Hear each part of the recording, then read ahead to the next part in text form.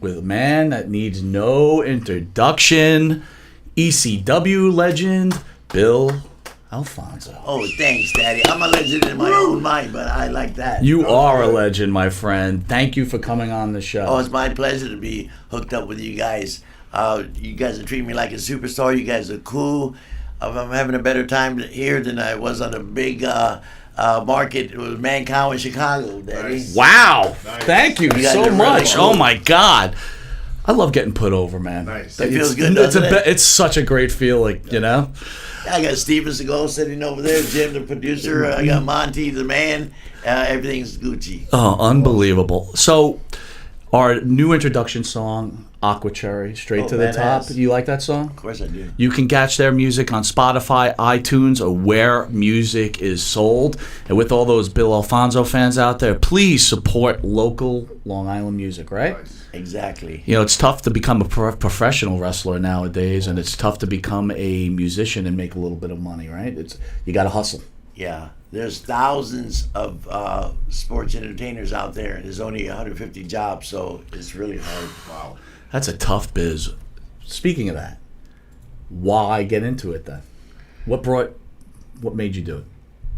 Well, I grew up in Tampa Bay. Hey, first let me give a shout out to my beautiful grandson and my beautiful niece who are watching the show. Nice. I want to congratulate my grandson, John Avery, for winning his soccer game. I'm sorry I missed it, and I'm going to catch the next one next week because I'm off. All right. Yeah. John Avery and Angelica Mary, beautiful. They love wrestling, and they watch the show too with me because I watch it. I never miss it. I haven't slept since 1982, so that means I'm up all the time. So I never missed your broadcast. It's the #1 pro wrestling broadcast in Long Island. Why wouldn't I watch it? You have more superstars in here than anybody, any other show I've seen. It's really cool to be here, Daddy. Well, I really appreciate. It's really cool to have you here, man. I got to tell you.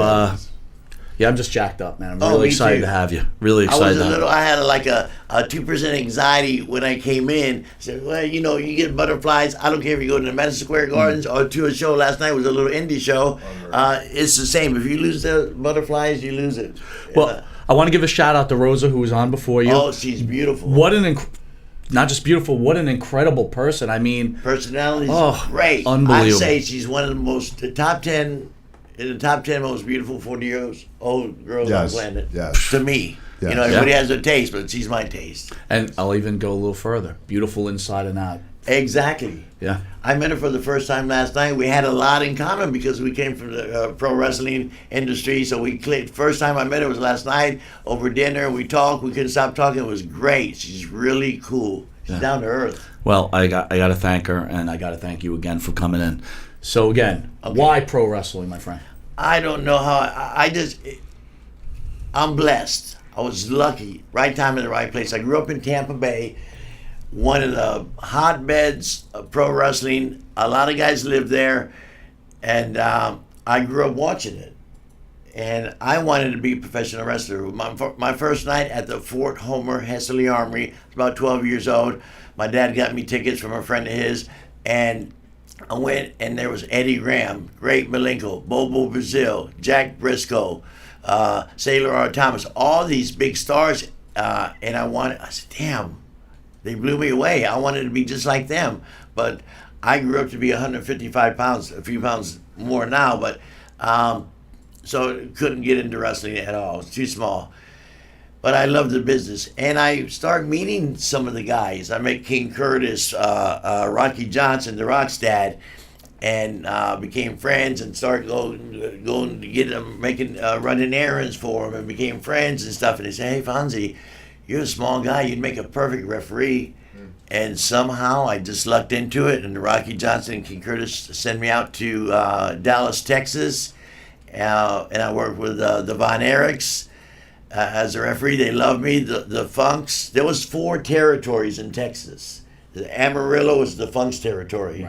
Right. Dallas was the Von Erichs. Joe Blanchard was San Antonio, and Paul Bosch was Houston. So there was 4 different places to work. It was unbelievable. So I worked for them all, but not full time. I was out there 6 months and worked maybe 8 times, and it wasn't good for me. But so I was going back to Florida, and Paul Jones.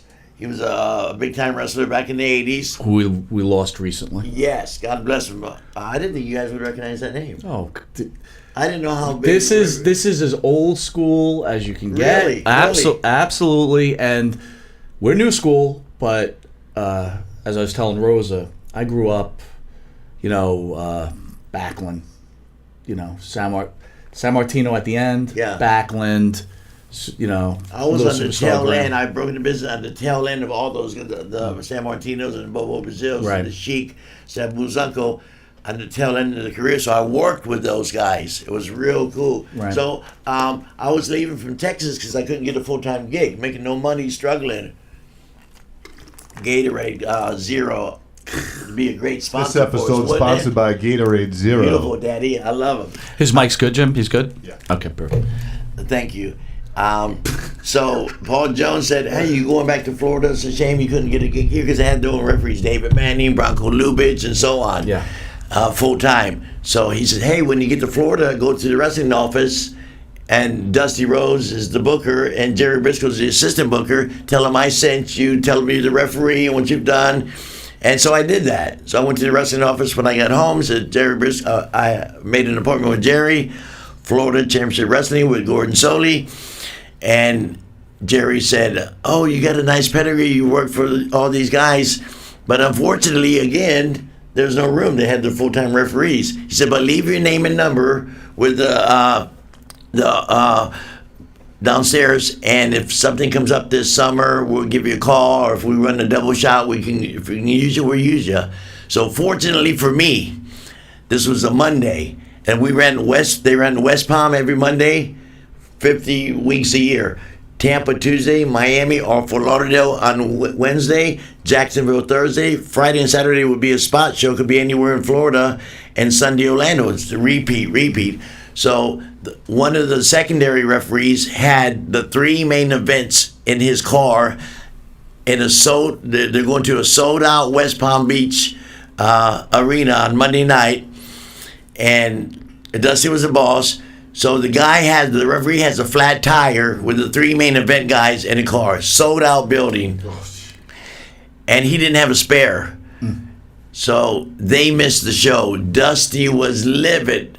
He fired him on the spot, and they called me Tuesday morning. "Hey, Bill Alfonso, Charlie Lay, this old time wrestler guy, he's in the office, he said, 'Hey, Dusty wants to know if he can make it tonight.'"